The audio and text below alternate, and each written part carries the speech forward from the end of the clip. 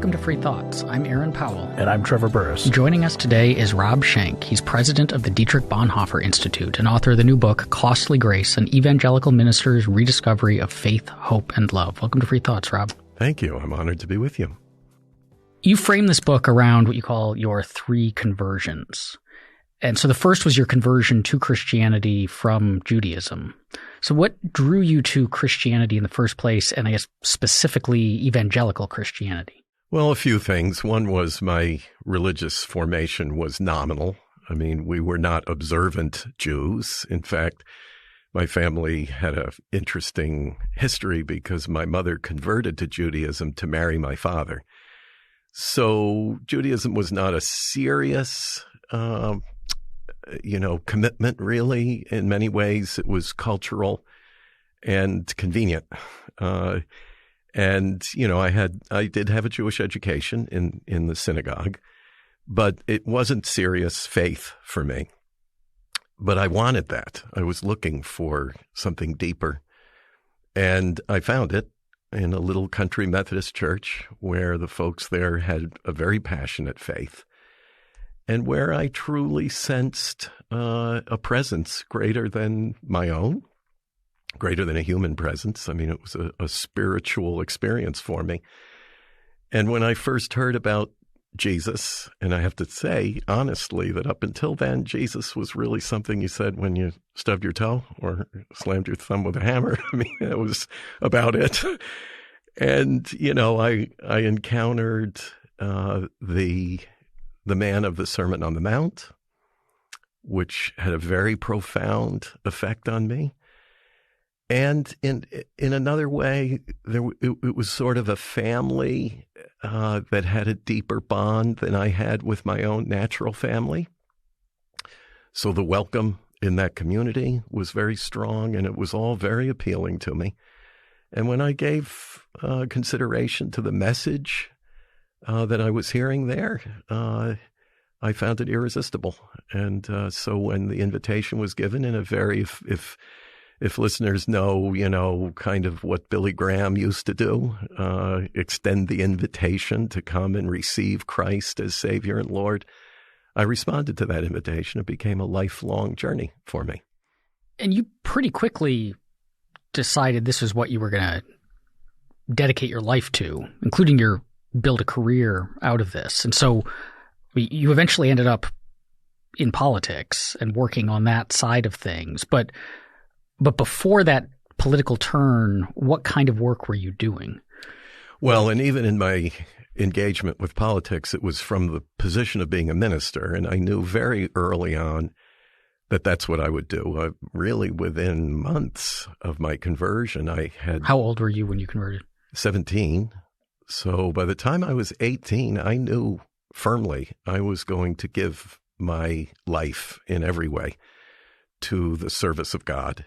And I pursued training for ministry, was ordained. I was the youngest member of my ordination class at age 21. And so my career was launched in the church world and service to the church. And it would only be, roughly, 5-6 years later that I had my first really political experience, and that would lead to a different dimension of ministry. In that relationship between the church, I guess broadly speaking, maybe specifically Christian churches, and evangelicals in particular, and politics, it's kind of had an interesting relationship since you brought up Billy Graham. I don't know what time zero might be.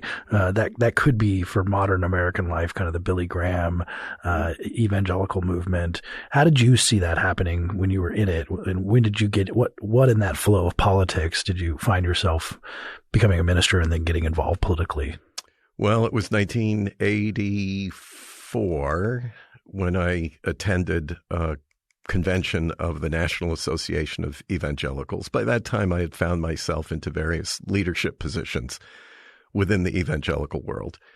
So I had a front row seat when Ronald Reagan addressed the convention. And that was very affirming to evangelicals because he was the first sitting president to seriously address and engage evangelicals as a religious community and body. He took the leadership among evangelicals very seriously, and of course some of our own were in his inner circle. And I was very aware of that. But, you know, Reagan had an aura. He was a magical personality, and he brought that full force to that convention.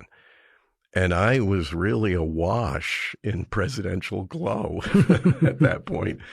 And I had never really taken, religious, political engagement seriously until then. But I did after that. And I would go on to work to advance his agenda. And later, others who would take prominent roles, including Pat Robertson, whose campaign I worked for and helped raise money for.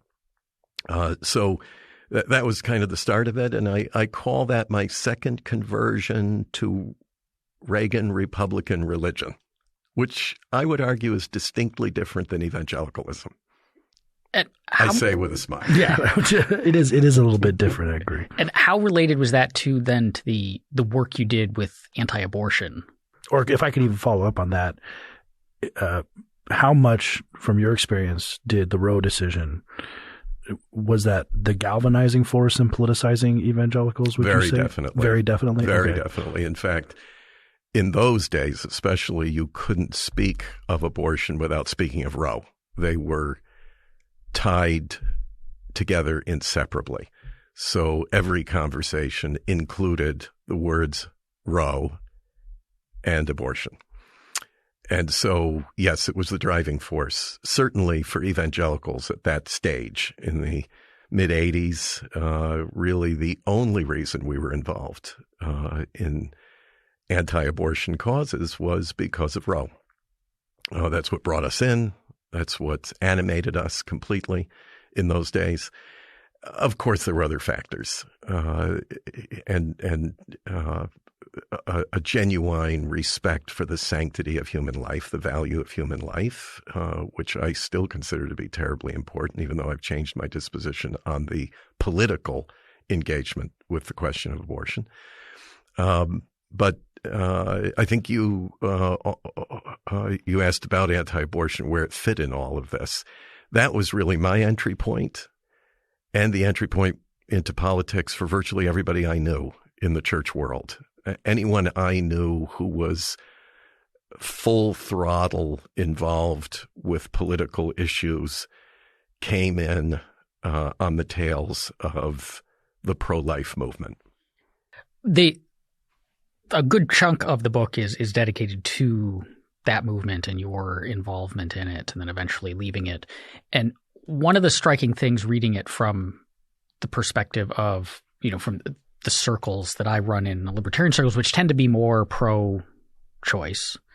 Or at least agnostic, maybe. Or agnostic, but is the kind of, it pushed against the narrative, like the narrative, the outsider's narrative of why evangelicals, why people like you were so gung-ho about ending abortion, about overturning Roe v. Wade, was that it was kind of a social conservatism attempt to control women's bodies or something along those lines. But that never comes up in, and so what's the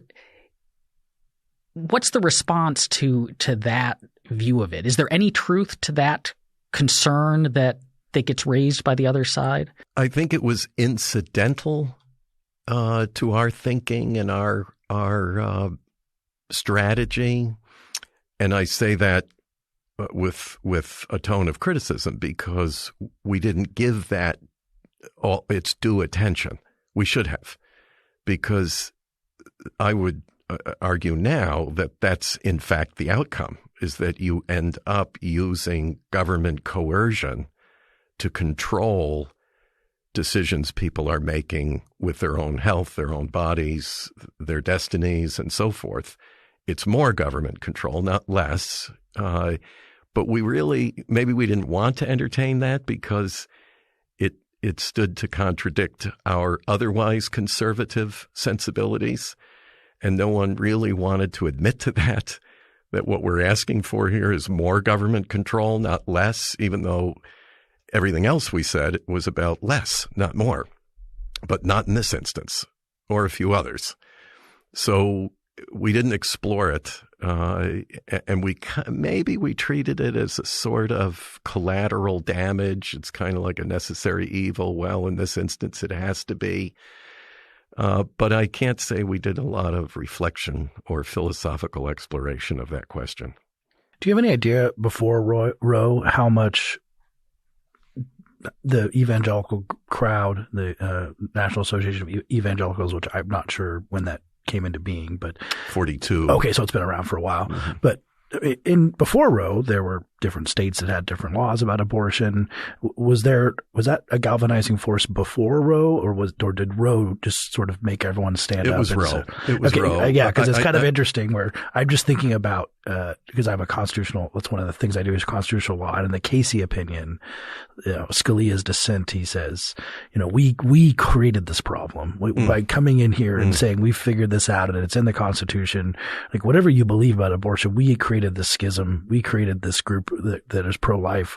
This is all our doing, and it's a very interesting opinion, and it sounds like that's true. Yes, exactly. And can I do a little sidebar please. on Justice Scalia? Yeah. Because one of the more poignant moments I had late into my quasi-political career, if you will, was sitting with him with a small collection of pro-life activist leaders from around the country.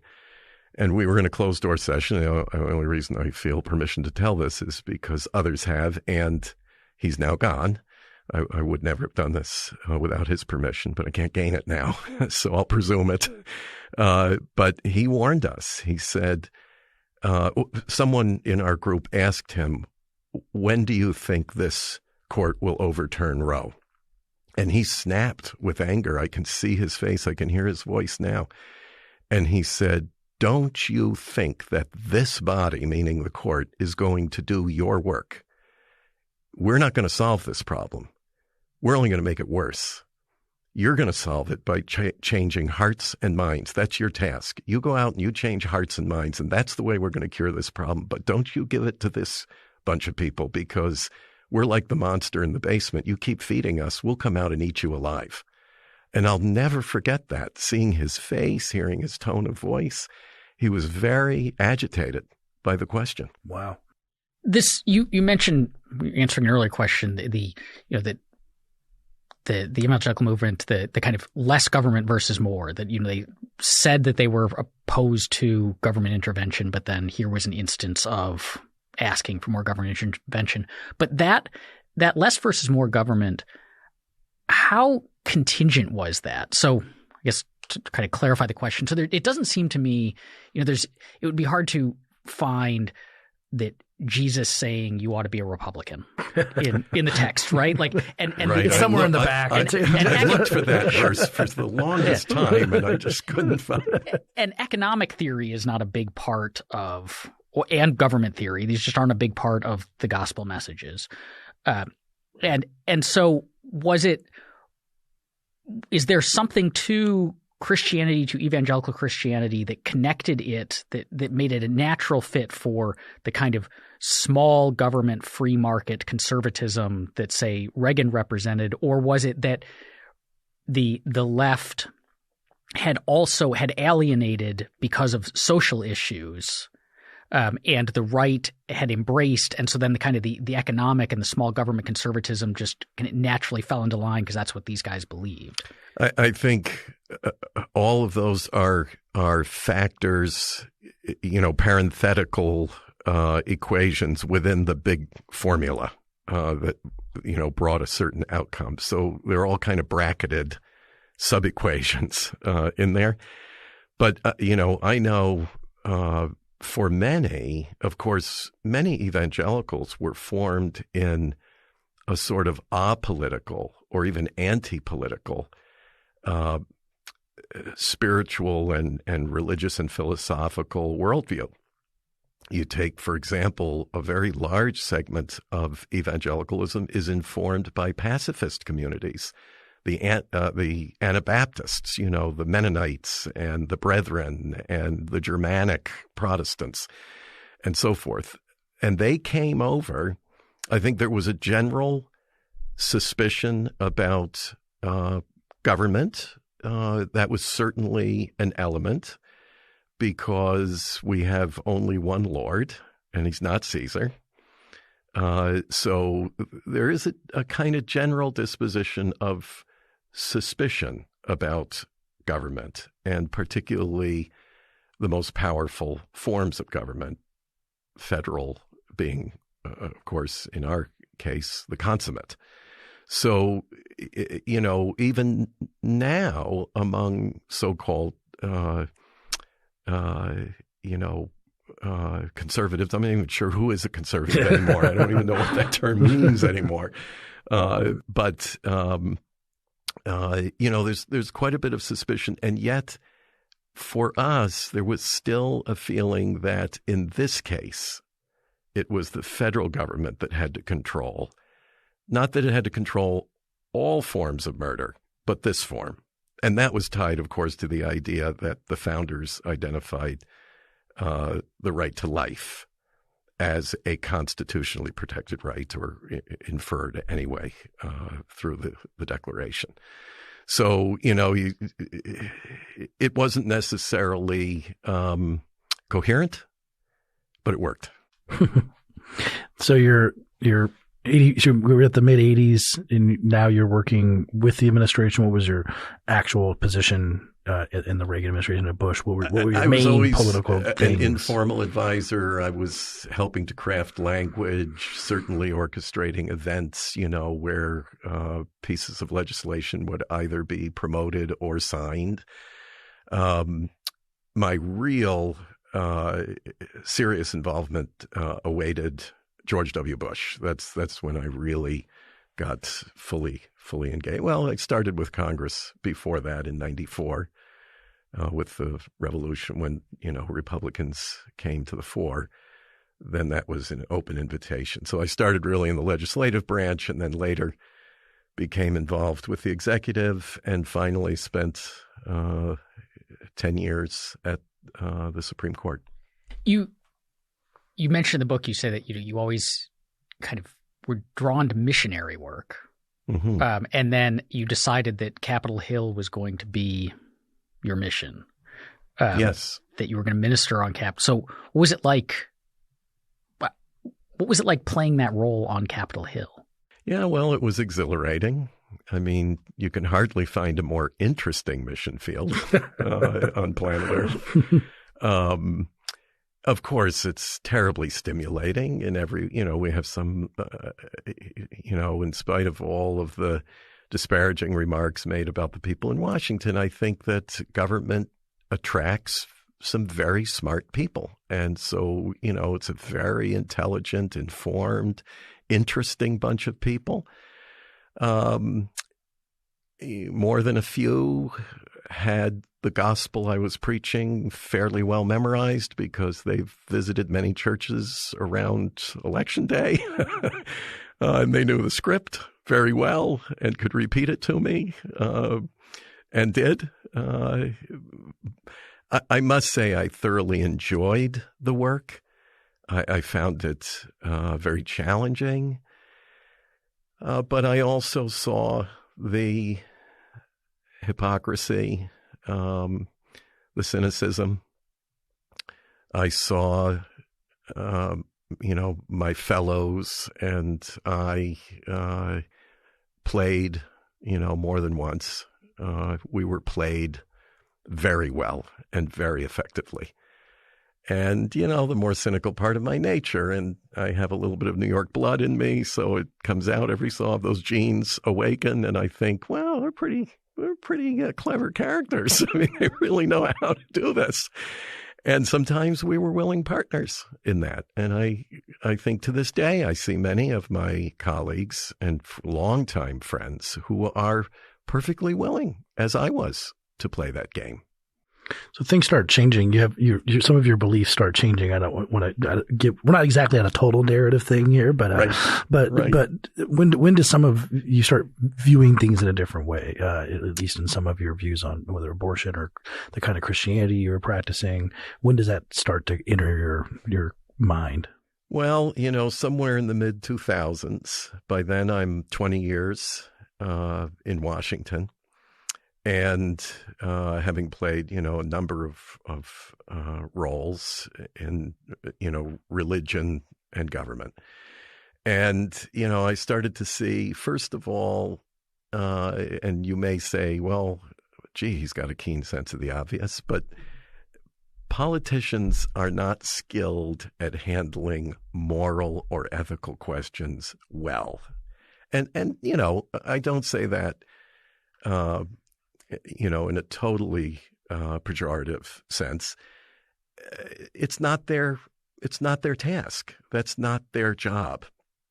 And when, generally speaking, you give heart surgery to a good auto mechanic, the outcome's not going to be very good. You're taking a big risk.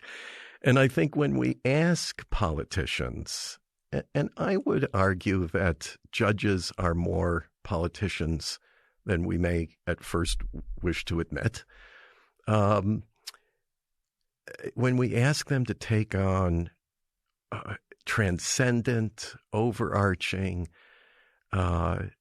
questions of right and wrong and the meaning of life and human dignity, we will get better answers on those things from other sources. And that's where I'm now seeing the wisdom of our founders in their concept of the separation of church and state.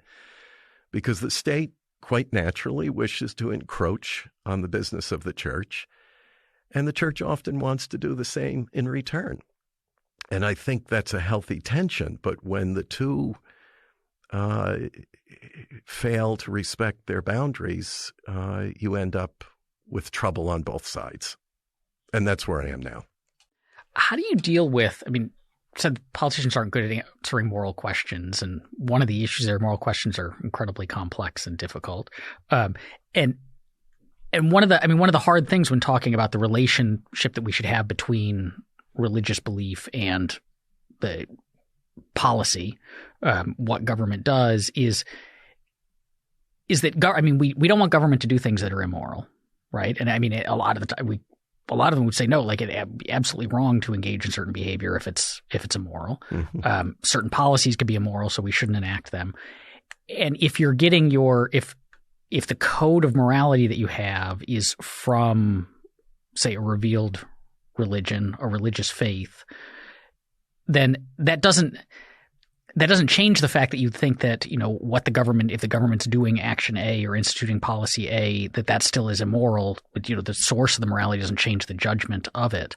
But at the same time, that source of morality is, controversial to say the least, right? Like it's not necessarily widely shared, or it's based on, metaphysical claims that might not be shared widely or whatever else. And so how do you tell someone who firmly believes in a moral code for religious reasons that because of this notion of a wall of separation, they shouldn't act out those religious principles in the policy sphere in the way that like someone who arrived at moral principles for other reasons is permitted to? Well, of course, the state is not the church, and the church is not the state, and you do things differently in and of the church than you do in and of the state. We do that all the time. Generally speaking, when people go to work on Monday morning, they don't begin with a devotional thought, prayer, and a hymn. But we do that on Sunday morning in church. So we're used to doing things, engaging in different exercises within our sacred spaces than in our secular spaces. And that's important for believers to remember and to understand that we do this. We move between these two zones all the time in our lives. And that's important to understand that.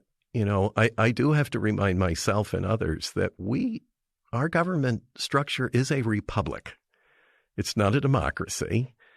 It's not something else. It's a republic. We elect representatives, and we expect them to act in our best interests, but as the people they are. So in some cases, some people will be more informed by their religious convictions than others will.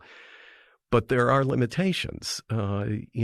Generally speaking, we don't ask Baptists to sing Catholic hymns, and we shouldn't demand of secular people that they pray in the way that a particular belief system might indicate or dictate. We can do that in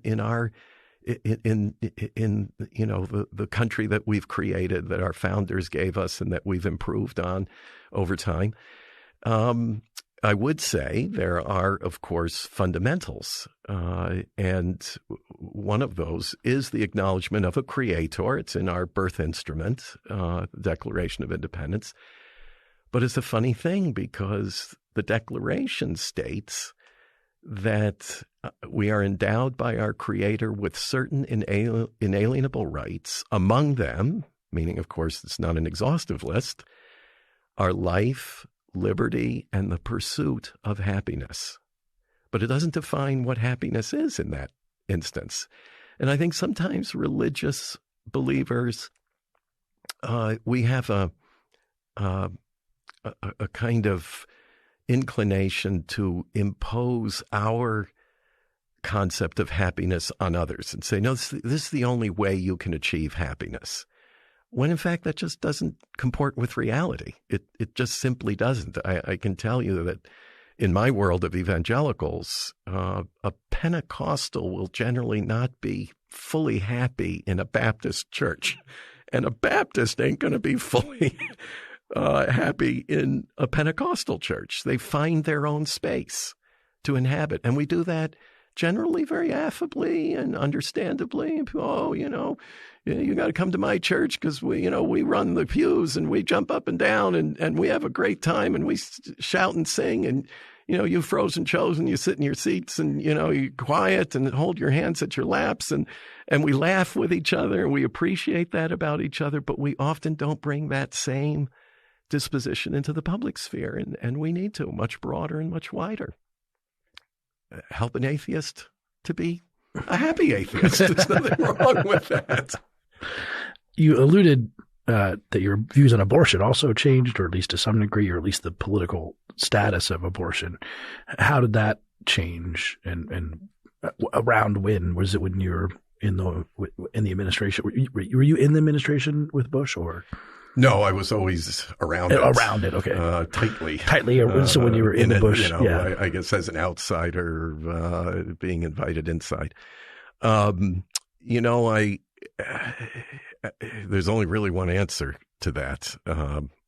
When I was in therapy with a very good therapist who helped me to really come to terms with a number of things. But one was my inability really to listen deeply to the other person.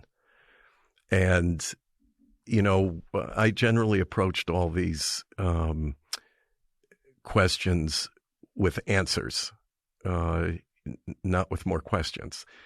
And I'm married to a psychotherapist, so I got a lot of help there.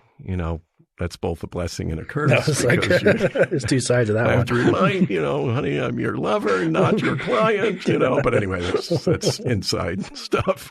But at the same time, my wife, Cheryl, 41 years, been very, very helpful. And she's really a hero in my telling of my story in Costly Grace.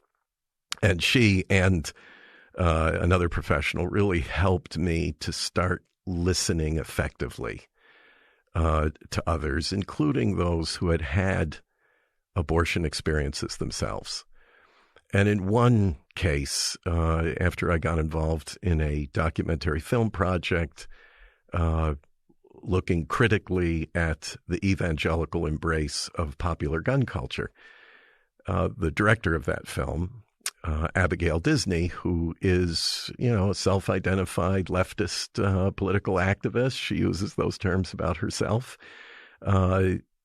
She made the film, and we struck up a very unlikely friendship over that project.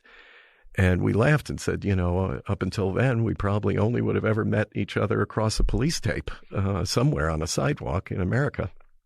And maybe we had. But in one instance, and I write about this in the book, I chose to listen to Abby and truly listen to her as she narrated her own personal experience with abortion and with other women who had experienced a similar course in their lives. And I just saw it differently. Up until then, I was certain that women chose abortion to get out of an uncomfortable situation for their own convenience, and that whether that was a well-informed decision or not, they needed to be challenged on that. But when I listened to her, I heard another kind of human experience, and it was a very painful and very frightening one. And when I heard that, I realized, had I been in her circumstance at that age, 22, frightened of her own family, I would have made the same decision she made. And that was, for me, a life-changing revelation. And this then led, so the documentary and the decisions that you made after it led to it's the title of the book, Costly Grace, a fairly costly change in your beliefs, the beliefs you articulated in public, and the kind of work that you did. What part of that, I guess, was the kind of rediscovery of Dietrich Bonhoeffer, who then lends his name to your new organization. So can you tell us, I'm sure most of our audience has never heard of Dietrich Bonhoeffer. So who was this guy, and what role did he play in this kind of change of heart that you had? Well, I have an elevator speech on that, and that is, he was a brilliant World War II era young Lutheran pastor who was courageous enough to speak out publicly against Adolf Hitler and the rise of National Socialism in Germany. So he was one of the first strongly dissenting voices within the religious community, which was very significant, much more than in this country, because they had a state church. And he was actually an employee of the state. As a pastor in those days, you were paid by the federal government to do your work in Germany. So it was quite a courageous thing for him to do as a young man, and he would suffer terribly. In fact, he would eventually be executed by the Nazis at Flossenburg concentration camp at age 39. So not only was he courageous, he was a brilliant intellectual academic. All I have to do is tell people that he completed his second doctoral dissertation at age 23. Okay, that says enough right there. And it was Berlin, we're talking about the 1930s, one of the most rigorous intellectual environments in the world at that time. So he really was brilliant. And he left us roughly 10,000 pages of what I would say is some of the finest moral philosophy and ethical reflection of maybe the last 200 years. And we kind of miss that about him because we're so taken up with his martyrdom, if you will, that we forget that he was an intellectual, and he left us a philosophical library. I mean, really, really wonderful stuff. And at the core of that was the intersection between faith and reality.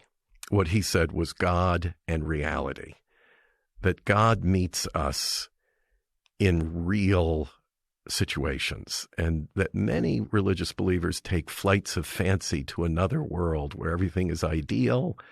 Things don't really, have to be the way they are, but they are, because here we are in the real world as real human beings. And Bonhoeffer had a way of treating that question of how faith meets people in the real, in the reality of their lives. And that proved very helpful to me, and it gave me an appreciation for example, for the atheist, who is a gift to the believer, because the atheist helps me as a believer to see my faith in a way I wouldn't otherwise. So he really was a remarkable and kind of innovative thinker. He broke new ground, and he gave us a way to deal with human evolution, both individually and social evolution, and gave me a way to deal with these new questions in my own life. So he's a big hero in my story, and led to my third conversion, which was really a conversion back to where I started with the Jesus of the Sermon on the Mount, which he did quite a bit of writing about. Well, that you have a quote in the book that connects these two. It's very provocative, but the German Christians had traded Jesus Christ for Adolf Hitler and the church for the Nazi Party. We had done something similar with Ronald Reagan and the Republican Party. Indeed. And that was really, for me, what Bonhoeffer probably helped me to do more than anything, was to face the reality of our evangelical condition, which was our utter politicization. I did my doctoral work late in life. I matriculated in my program at age 50, so between 50 and 54, I did my doctoral work. I did it extensively on Bonhoeffer's work. And he really helped me to see how utterly politicized we had become, and traded what he called the ultimate for the penultimate. These wonderful, transcendent concepts of God and morality and right and wrong for very temporal and political short-term solutions. And really, much to our detriment, we lost a lot in that transaction. And I would say we consummated that transaction much more recently with Donald Trump. That was my next question. I was just going to say the T word. To read another very strong statement from the book. You've gone and you visited. You were at the Republican National Convention in Cleveland when Trump was awarded the nomination. And so you talk about you're driving back from that. I think you said you were so overwhelmed that you needed to drive to kind of clear your head. Right. And so you in thinking of it, you said that you realized that, quote, what I had been witness to in Cleveland was the final moral collapse of the politicized religion that had infected me and millions of others back in the 80s when American evangelicals entered into their Faustian pact with Ronald Reagan's party. So that's an awfully strong statement and condemnation. And I guess the question is, does Trump represent a cliff that evangelical America fell off of? Or does he represent just kind of another, just a more of a progression, right? So this stuff got started, as you say, with the embrace of Reagan and the GOP, but did Trump all of a sudden make this a whole lot worse, or was it more just Trump was a sign of how bad things had already gotten? Yeah, I think he's very much the symptom of the disease and not the disease itself. I would go with your first suggestion that he's more of a cliff for us. We may not be at the bottom yet. We may be holding on for dear life, by our fingernails on the edge, but we're definitely dangling over and in risk of imminent demise. We may never recover our moral integrity, or at least our reputation as a religious community after this, after the Trump era. So really my words, in the book are really a critique of myself and my community, not really of Donald Trump. He is what he is. And, everyone knew that. So I'm not really criticizing him. I'm criticizing the deal we made with him. And the deal is very simply this. Donald Trump said to evangelicals, look, this is what you've wanted all along. I will give it to you. completely. You give me your laundry list, I will check off every part of it for you. But you'll give me what I want. And what I want is religious cover. And what I want is your unqualified support. And by the way, no criticism. There will be no criticism from your community. And when there is, you'll be banished. And that's already happened to certain members of his Evangelical Advisory Council. So this was a really bad deal made with a man, I believe, who morality and integrity and ethics does not factor in to Mr. Trump's deal making. So in a way, we sold our souls in that transaction. I would hope we can reclaim them. I'm not sure that we can. So there's a difference between not criticizing the man and fully embracing the man. And yes. And what we appear to, I mean, what it looks like from the outside over the last couple of years is more of an embrace, not just of the man, but of the values that he represents, which in a lot of ways are anathema to the values that Jesus looks to represent in the Gospels. And then you see it, I mean, even to kind of a grosser degree in the continued embrace of like Roy Moore after the allegations about him came out. So how much of that is this kind of cynical, transactional, like we're going to do this in order to get the laundry list of things that we want? And how much of that is like a genuine cultural and kind of value shift within evangelicalism? And then how does that answer differ if you're talking about church leaders versus and politically connected members versus the base? I think that's exactly it. There's two tiers here. There are leaders and luminaries and, figure influencers at the top, if you will, who are fully aware of the deal that's been made with this man. And when I speak with him privately, and I do, I have many friends who are part of that evangelical support group, if you will, around the president and are assisting him. There are others who are literally serving in the administration, people I've known for years. And when I talk with them, they will qualify. They will say, look, I know who this guy is. And I know, that we've got big problems here. But he's getting done for us what nobody else could. And for me, that's worth it. But in a way, they're holding their nose or rolling their eyes, or I think some of them are probably losing some sleep over it. But when you get down to, the folks in the pews, if you will, I'm afraid that what Donald Trump has been able to do is tap into their lesser angels, the parts of us that, bear our grievances and fears and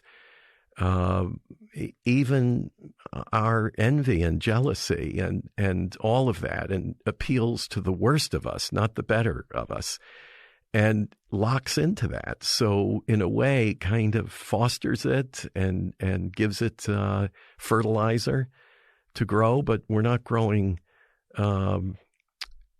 healthy grains here. We're growing toxic weeds. Is there a difference on that kind of ground level between the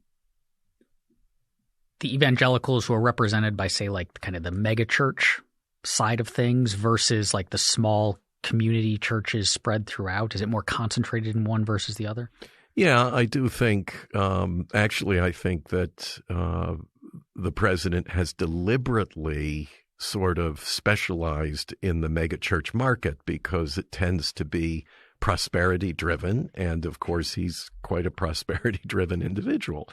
And in an early encounter, and I want to explore this more deeply, I just had a conversation with a mainline church leader who was present in a very early campaign period conversation with Mr. Trump at Trump Tower, where there was a small collection of mainline Protestant church leaders who met with him. And he asked them point blank, what are your numbers? Give me your numbers, your membership, your dollars, how many media enterprises do you own and operate, et cetera. Sorry, but the evangelicals have got you beat. I mean, he looked at it as a market. And you got a much bigger market that's better organized, certainly better funded, and has some big media enterprises connected to it on the evangelical side. And that would be why Mr. Trump chose to align with evangelicals. It was a good business deal for him in his campaign. Look, he was raised in a mainline liberal Protestant denomination. What evangelicals would consider to be apostate and unfaithful and even maybe satanic. And that was his religious formation. But he made the deal and he chose, in his mind, the better customer to do business with. And so, many at the top are doing business with him on that basis. But in the lower levels, I think we've been terribly demoralized by it, and I feel for those folks and love them dearly. I had 225,000 of them in my network of supporters for the organization I led for 30 years, and they would be overwhelmingly Trump supporters today, ardent Trump supporters. And many of them let me know that in no uncertain terms and with very colorful language, normally not attendant to Christian conversation. But, they let me have it. And I love them dearly, and I feel badly about what has happened. And I hope I can give, frankly, the rest of my life to redeeming it and maybe bringing them to a better place.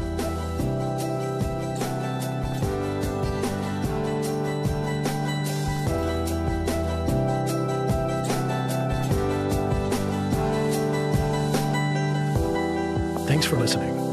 Free Thoughts is produced by Tess Terrible. If you enjoy Free Thoughts, please rate and review us on iTunes.